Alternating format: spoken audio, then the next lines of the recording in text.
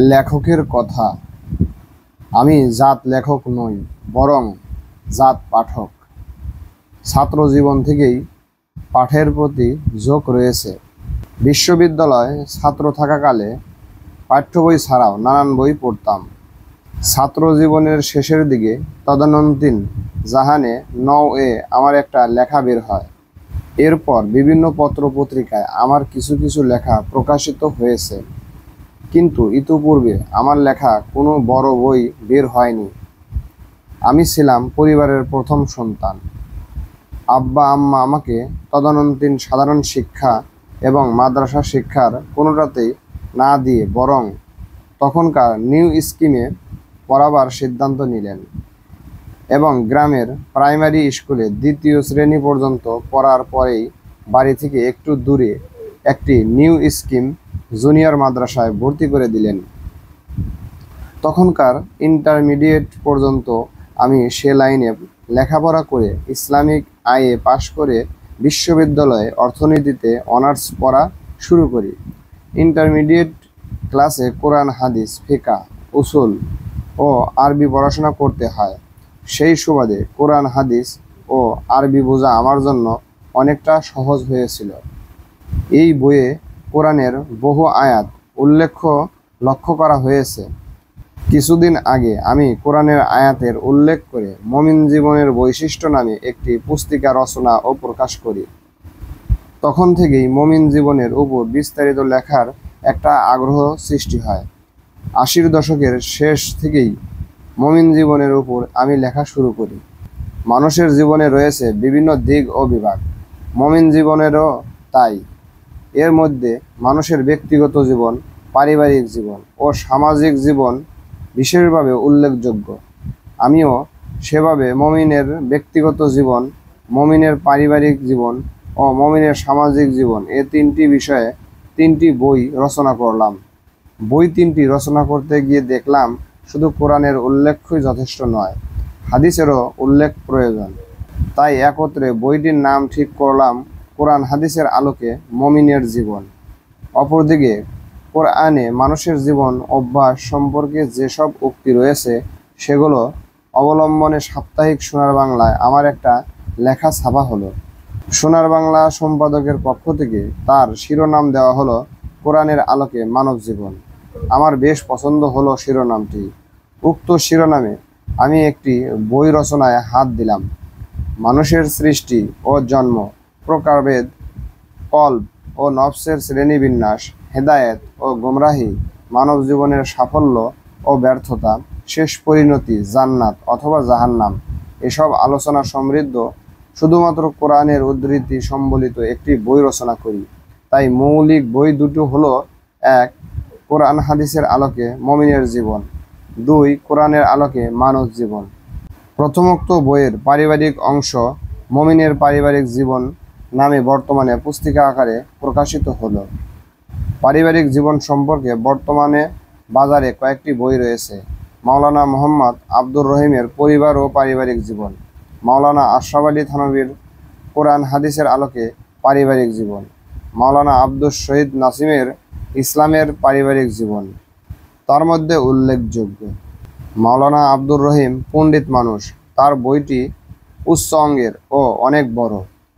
মাওলানা থানভীর সাহেবের বইটি সংকলিত, বক্তৃতার সমষ্টি, পূর্ণাঙ্গ বই নয়। মাওলানা নাসিম সাহেবের বইটি অবশ্য সময় উপযোগী, কিন্তু অনেক ক্ষেত্রে বিস্তারিত নয়।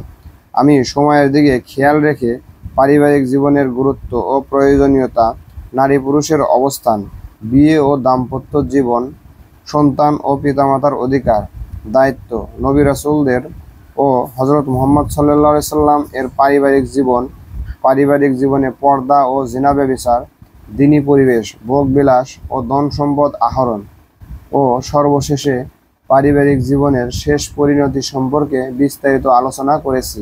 চূড়ান্ত রায় দেওয়ার মালিক পাঠকবর্গ।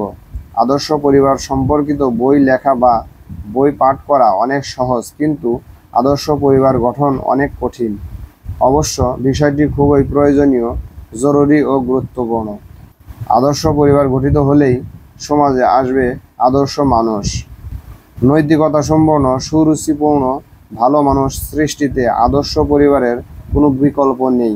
তাই আদর্শ পরিবার গঠনে দেশের সকল পরিবার প্রদানের মনোযোগ দেওয়া দরকার। লক্ষ্যে পৌঁছা হয়তো সম্ভব হবে না, কিন্তু ইতিবাচক ফলাফল লাভ করা যেতে পারে। বর্তমানে আমরা আদর্শ পরিবার গঠনে যেমন নির্লিপ্ত ও নিশ্চেষ্ট উদ্যোগ নিলে ও সচেষ্ট হলে কিছু না কিছু অগ্রগতি তো হতে পারে। সে লক্ষ্যেই বইটি প্রণীত ও প্রকাশিত হলো। আমার নিজের পরিবারকে আদর্শ পরিবার গঠনে আমি তো মোটামুটি সচেষ্ট, কিন্তু কতটুকু সফল হতে পেরেছি তা আল্লাহই ভালো জানেন। তবে আমি নিজে সন্তুষ্ট নই, কেননা আমার নিজের চেষ্টার উপর সব কিছু নির্ভর করে না। পরিবারের প্রত্যেক সদস্যই এক একটি ইউনিট, তাদের সক্রিয় সহযোগিতা ভিন্ন সাফল্য সম্ভব নয়। তাই সকল পাঠকবর্গের নিকট দোয়া কামনা করি, লেখক হিসাবে আমার পরিবারটি যেন আদর্শবান ও সুন্দর করাতে আল্লাহ সাহায্য করেন। কোরআনের শেখানো দোয়াই বলি, হে আমার পরওয়ারদিগার রব, আমাদেরকে, আমাদের স্ত্রী পরিজন ও আমাদের সন্তান সন্ততির চোখের শীতলতা দান করুন এবং আমাদেরকে মুত্তাকিদের ইমাম ও পরিচালক নিয়োজিত করুন। সূরা ফুরকান আয়াত ৭৪, পৃষ্ঠা ১৭। বইটি প্রকাশনার ক্ষেত্রে অগ্রণী ভূমিকা নিয়েছে আমাদের ওই দ্বিতীয় ছেলে সালেহ মাহমুদ। সে নিজ দায়িত্বে কম্পোজ ও মেকআপ করেছে। ছাপার ক্ষেত্রে সহযোগিতা করেছে বড় ছেলে মোহাম্মদ নিসারউদ্দিন মাসুদ ও সেজে ছেলে মোহাম্মদ শরীফউদ্দিন মওদুদ। অবশ্য লেখার ক্ষেত্রে জীবন সঙ্গিনী ও সহধর্মিণী শরীফুন্নিসার সহযোগিতা না পেলে হয়তো লেখাই হতো না। আমাদের চতুর্থ ও পঞ্চম ছেলে যথাক্রমে মোহাম্মদ শফিউদ্দিন মাকসুদ ও মোহাম্মদ মহসিনউদ্দিন মাসুদ হাফিজ ট্রেডিং সেন্টারের পক্ষে কাজ করে সহযোগিতা করেছেন। বইটি আগাগোড়া বাংলা ও আরবি প্রুফ দেখা ও সম্পাদনা সহযোগিতা করেছেন বন্ধুবর অধ্যাপক সাব্বির আহমদ ও আমার ছোট ভাই কবি ও সাহিত্যিক আসাদ বিন হাফিজ। সকলকে আল্লাহ যথাযোগ্য যাজা ও খায়ের দান করুন। বইটিতে ভুল ত্রুটি যথাসাধ্য দূর করার সাধ্যমতো চেষ্টা করা হয়েছে। এরপরও মানবীয় কারণে ভুল ত্রুটি থেকে যেতে পারে। বিজ্ঞ পাঠকবর্গের নিকট থেকে কোরআন হাদিসের কোনো উদ্ধৃতির অসঙ্গতি বা যে কোনো ত্রুটি বিচ্যুতি ধরা পড়লে আমাদেরকে যথারীতি জানাবার অনুরোধ রইল। পরবর্তীতে যুক্তিসঙ্গত ভুল ত্রুটির সংশোধন করে ছাপাবার ইচ্ছা রইল। বাকি আল্লাহ তাআলার মর্জি। বাকি বইগুলো যথাসময়ে বের করার জন্য সকলের নিকট দোয়া কামনা করছি। বইটিকে যেন আল্লাহ তাআলা আমার মৃত্যুর পর সওয়াবের ওসিলা বানান, সেই দোয়া করে শেষ করছি। আল্লাহ হাফেজ। অধ্যাপক মোহাম্মদ ইউসুফ আলী, পৃষ্ঠা ১৮। ভূমিকা। মুসলিম পারিবারিক জীবনে সবচেয়ে বড় জিনিস হলো পরিবারের সদস্যদের জীবনবোধ, জীবনের দৃষ্টিভঙ্গি ও জীবনের লক্ষ্য নির্ধারণ। এক্ষেত্রে সামান্য মাত্র ব্যতিক্রম ছাড়া একজন মুসলিমের যে প্রকৃত জীবনবোধ, জীবনের দৃষ্টিভঙ্গি ও জীবনের চূড়ান্ত লক্ষ্য তা আধুনিক সমাজে পরিবর্তন হয়ে গেছে। কোরআন ও হাদিস মোতাবেক জীবনের যে চূড়ান্ত লক্ষ্য আল্লাহর সন্তুষ্টি অর্জন ও আল্লাহর বিধান মতো জীবনযাপন, তা আজকের মুসলমান ভুলে গেছে। তারা দুনিয়ার প্রতারণার জালে আটকা পড়ে গেছে। ফলে নানা কুসংস্কার ও অপসংস্কৃতির সমাজ জীবনের মাধ্যমে ঢুকে পড়েছে পারিবারিক জীবনে। মুসলিম মন মানুষে পরিবর্তনের হাওয়া লেগে জীবন সম্পর্কে সৃষ্টি হয়েছে নানারূপ বিভ্রান্তি। দুনিয়াবী দৃষ্টিভঙ্গি তার মন মানসিকতাকে আসন্ন করে ফেলেছে। সত্যিকার মুসলমানের যে জীবন মিশন, আল্লাহর দ্বীনের বাস্তবায়ন, একামতের দিন, মুসলমান সমাজ তা ভুলে গেছে। ফলে কোরআন হাদিসের আলোকে জীবনযাপন থেকে অনেক দূরে সরে গেছে মুসলিম পারিবারিক জীবন। কোরআন ও হাদিস নারী পুরুষের যে সম্পর্ক স্থাপন করেছে, নারীকে যে মর্যাদা দান করেছে, আজ তা সমাজে নেই। বরং সমাজে আজ চলছে নারী নির্যাতন, নারী অপহরণ ও নারীকে নিয়ে দেহ ব্যবসা। নারী আজ স্ত্রী হিসাবে পায় না যথার্থ মর্যাদা, মা হিসাবে যথার্থ সম্মান, কন্যা হিসাবে যথার্থ শিক্ষা অধিকাংশ পরিবারে নারীরা আজ বিপর্যস্ত, দুর্দশাগ্রস্ত ও অপমানিত জীবনযাপন করছে। নারীর সম্মান ও মর্যাদা প্রতিষ্ঠায় আজ প্রয়োজন ইসলামী সমাজের। নারীর অধিকার প্রতিষ্ঠায় আজ যে সব নারী আন্দোলন চলছে তাও আজ বিভ্রান্ত ও সীমালঙ্ঘনকারী। কেবলমাত্র ইসলামী সমাজ ও ইসলামী বিধানই দিতে পারে নারীকে তার যথার্থ সম্মান। পরিবার সংস্থার প্রথম পর্ব হলো বিয়ে। বিয়ে অনুষ্ঠানের ক্ষেত্রেও মুসলিম পরিবারে বহু রকম অপসংস্কৃতি, বদরসম ও নীতি নৈতিকতা বর্জিত ব্যবস্থা ঢুকে পড়েছে। প্রথমত, বিয়ের পাত্রপাত্রী নির্বাচনে দৃষ্টিভঙ্গি বদলে গেছে। রাসূলুল্লাহ সাল্লাল্লাহু আলাইহি সাল্লাম যেখানে দিনদারির প্রতি সর্বাধিক গুরুত্ব প্রদানের কথা বলে গেছেন, সেক্ষেত্রে আজ দুনিয়াদারি, শিক্ষা ও ধনসম্পদ স্থান লাভ করেছে। বিয়ের অনুষ্ঠানে পর্দা পশিদার বালাই থাকে না। বিয়ের দুলহার জন্য গেট নিয়ন্ত্রণ, হাত ধোয়া, জুতা চুরি এইসব অহেতুক নিয়মকানুনের অপসংস্কৃতির বিস্তার লাভ করেছে। বিয়ের ব্যবস্থা হয়ে গেছে ব্যয়বহুল। অপরদিকে জিনা ব্যভিচার হয়ে গেছে সহজসাধ্য। বিয়েতে বিরাট অঙ্কের মোহর ধার্য করা হয়, কিন্তু আদায় হয় খুব কম। পক্ষান্তরে মেয়ের কাছ থেকে যৌতুক আদায় করা রেওয়াজে পরিণত হয়েছে। এভাবে পবিত্র বিয়ে ব্যবস্থা আজ হয়ে পড়েছে কলুষিত ও শরীয়ত বিরোধী অসংখ্য কাজে অপবিত্র। বিয়ের পর স্বামী স্ত্রীতে যে গভীর সম্পর্ক স্থাপিত হওয়ার কথা, যে মধুর দাম্পত্য জীবনের সূচনা কাম্য, স্বামী স্ত্রীর স্ব অধিকার ও যে দায়িত্ববোধ প্রয়োজন আজকের পারিবারিক জীবনে রয়েছে, তার অনেক ঘাটতি। বেপর্দা ব্যবস্থায় নারী পুরুষের অবাধ সম্পর্ক স্থাপনের কারণে স্বামী স্ত্রীর সম্পর্কে অনেক ক্ষেত্রে ফাটল সৃষ্টি হয়।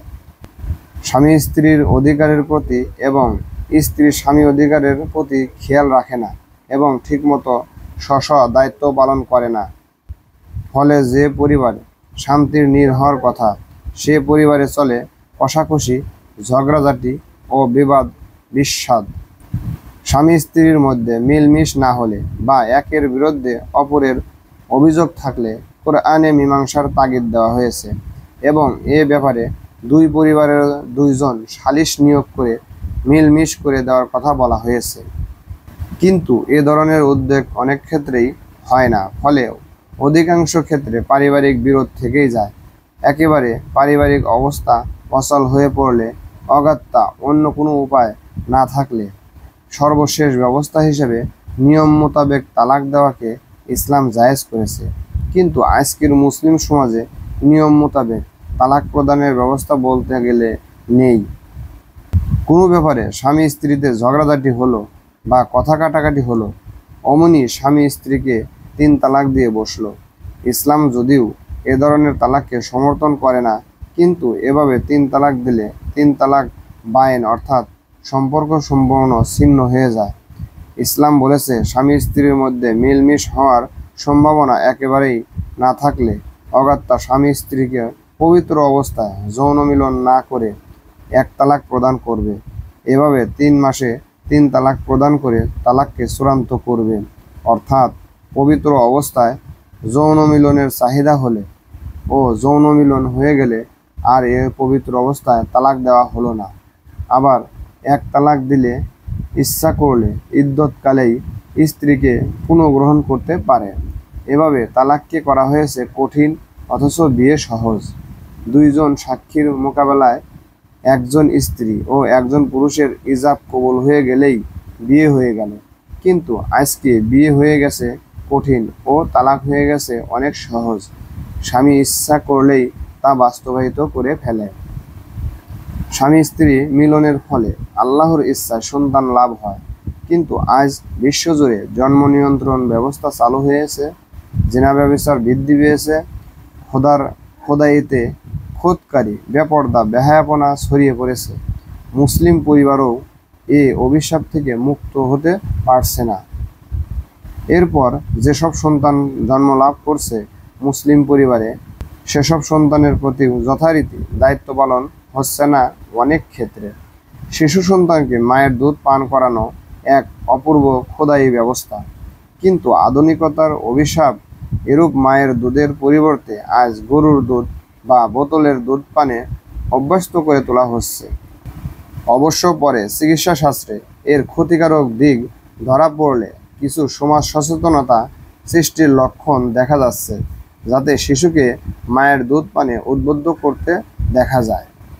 অনেক বাপ মা সমাজের অর্থনৈতিক ব্যবস্থার কারণে দারিদ্র্যের শিকার হয়ে তাদের সন্তানকে শিশু অবস্থায় যে ধরনের খাবার ও পোশাক সরবরাহ করা প্রয়োজন তা করতে পারে না। শিক্ষা, চিকিৎসা ও মৌলিক প্রয়োজন পূরণে অনেক ক্ষেত্রে চরম ঘাটতি দেখা যায়, অর্থাৎ পিতামাতা তাদের যথাযোগ্য দায়িত্ব পালন করে না। তবে অনেক পিতামাতা আবার এই দায়িত্বটুকু যথারীতি পালন করে থাকেন, কিন্তু শিশু কিশোরের নৈতিক শিক্ষাদান, চরিত্র গঠন অর্থাৎ তাদেরকে মানুষ করার যে গুরুত্বপূর্ণ দায়িত্বটি রয়েছে পিতামাতার উপর, তা অধিকাংশ ক্ষেত্রেই যথাযথভাবে পালন করা হয় না। আজকের সমাজের যেসব বখাটে ছেলেপেলে, হাইজাকার, সন্ত্রাসী, গুন্ডা পান্ডা, ইতর বদমাইশ, এরা সকলেই মুসলিম পরিবারেই বড় হয়েছে।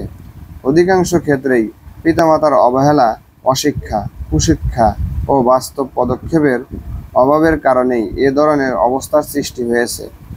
পিতামাতার প্রতি সন্তানের সদ্ব্যবহারের নির্দেশ প্রদান করা হয়েছে আল কোরআনে, কিন্তু আজকের সমাজের অনেক সন্তানই তাদের পিতামাতার প্রতি যথার্থ সম্মান প্রদর্শন করে না, বরং অনেক ক্ষেত্রে সন্তানের পক্ষ থেকে পিতামাতার প্রতি দুর্ব্যবহার ও নিপীড়ন হয়ে থাকে। স্ত্রীকে খুশি করার জন্য মাকে কষ্ট প্রদান, ছেলে মেয়ের ভরণ পোষণের জন্য পিতামাতার খোঁজ খবর না রাখা, অনেকের বেলায় এসব হয়ে গেছে আধুনিক স্টাইল। তবু পাশ্চাত্য জগতে যেমন সন্তানের প্রতি একটু বড় হলেই পিতামাতার সম্পর্কহীনতা, তেমনি সন্তানও বৃদ্ধ বয়সে পিতামাতার কোনো খোঁজ খবর না রাখা, এমন ধরনের অবস্থা মুসলিম সমাজে এখনও দেখা যায় না। অনেক মুসলিম পরিবারে এখনও পিতামাতাকে যথাযথ সম্মান প্রদান ও যথার্থ ব্যবহার করে থাকে। পর্দাপোশিতার ক্ষেত্রে মুসলিম পরিবার আজ অনেক ঢিলা হয়ে পড়েছে।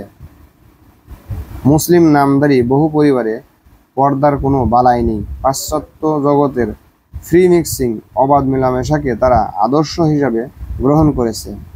তারা পারিবারিক বন্ধনকে ডিঙ্গিয়ে সহশিক্ষা, সহচাকরি, খোলামেলা রাস্তায় চলাফেরা ও কেনাকাটা সবই করে থাকে। আল্লাহর দেওয়া পর্দার ফরজ বিধানকে তারা কোনো পরোয়াই করে না। আবার কিছু পরিবারে আছে যারা রাস্তাঘাটে তো পর্দা মেনে চলে, কিন্তু বাড়ির চতুর্সীমানায় পর্দার প্রতি ততটা মনোযোগী নয়। বিশেষ করে আজকের রেডিও, টিভি বেহায়াপনা ও বেলল্যপনার এক শক্তিশালী হাতিয়ার। যুব চরিত্রকে ধ্বংস করার জন্য পরিকল্পিতভাবে এসব কাজ করে থাকে বলে সুস্পষ্টভাবে বোঝা যায়। ফলে আজকে সমাজের মধ্যে চলছে প্রকাশ্য ও অপ্রকাশ্য জিনা ও ব্যভিচার। আজকের সমাজে পারিবারিক জীবনে নবী রাসূলদের অনুসরণে অনেক ক্ষেত্রেই হয়ে ওঠে না একমাত্র দিনী কাজের জন্য সন্তান কামনা, একমাত্র আল্লাহর জন্য বা দিনী কাজে সন্তানকে উৎসর্গকরণ, আল্লাহর ইবাদতে সন্তানদেরকে নিয়োজিতকরণ। কিন্তু বর্তমানে 4 জন স্ত্রী রাখার অনুমতি রয়েছে। যদিও আজকের সমাজে অধিকাংশ মুসলমানই একটি বিয়েই করে, কিন্তু যারা একাধিক বিয়ে করে তাদের স্ত্রীদের মধ্যে অধিকাংশ ক্ষেত্রেই সমতা রক্ষা করা হয় না, বরং অনেক ক্ষেত্রেই সে ব্যক্তি একদিকে ঝুঁকে পড়ে, যা আল্লাহ তাআলা নিষেধ করেছেন। এভাবেই স্ত্রী জাতি আজ নিগৃহীত হচ্ছে। আজকে মুসলিম পরিবার ও সদস্যবিন্দু ভোগবিলাস ও ধন সম্পদের নেশায় মত্ত হয়ে পড়েছে। আখিরাতের চিন্তার চেয়ে দুনিয়ার মহব্বত অনেক বেশি হয়ে বড় হয়ে গেছে। দুনিয়াকে পাওয়ার জন্য পেরেশান ও বেকার হয়ে পড়েছে। অন্যায়, ধোঁকা, প্রতারণা, মিথ্যা, ওজনে কম বেশ করা, শত্রুতা, ধূর্তামি, সুদ, ঘুষ, জুয়া ইত্যাকার এমন কোনো অপরাধ নেই যাতে মুসলমানগণ আকণ্ঠ নিমজ্জিত নয়। মুসলমান নামধারী ব্যক্তিবর্গ আজকে আল্লাহকে ভুলে গেছে, আখিরাতের কথা ভুলে গেছে, হয়ে গেছে সম্পূর্ণ দুনিয়াদার। কেবলমাত্র কিছু সংখ্যক ব্যতিক্রম ধর্মী মুসলমান পারিবারিক জীবনে আজও আল্লাহর বিধানকে কিছুটা মেনে চলে। তারা নবী রাসূলদের আদর্শ মোতাবেক তাদের পরিবার গঠনে আগ্রহী ও তৎপর। কিন্তু সামাজিক পরিবেশের কারণে তারা তাদের পরিবারের সদস্যদের উপর সর্বদা পূর্ণ নিয়ন্ত্রণ রাখতে পারে না। কাজেই অধিকাংশ মুসলিম পরিবারে মৃত্যুর পূর্বে আখিরাতের যথার্থ প্রস্তুতির অভাব পরিলক্ষিত হয়। সামাজিক পরিবেশ, নফসের খায়েশ ও ক্ষুধাহীন সভ্যতার বিকাশ পরিবেশকে বিষাক্ত করে তুলেছে। মৃত্যুর পরবর্তী বর্জক কিয়ামত ও হাসরে আজকের মুসলমানদের কি পরিণতি হবে তা একমাত্র আল্লাহ তাআলাই জানেন। আজকের মুসলিম পরিবারের সদস্যদের শেষ পরিণতি জান্নাত না জাহান্নাম তার ফয়সালা হবে হাসরের ময়দানে।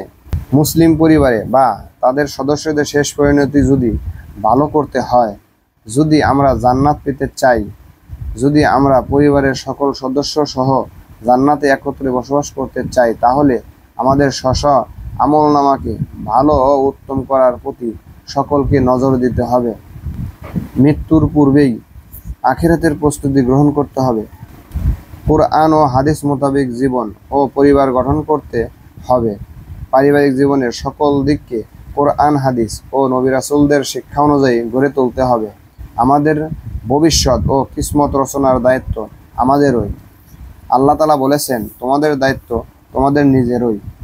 কোরআন হাদিস মোতাবেক একটি আদর্শ পরিবার গড়ে তুলতে পারলেই আমাদের ইহকালীন ও পরকালীন জীবন সার্থক, সুন্দর ও আনন্দময় হতে পারে।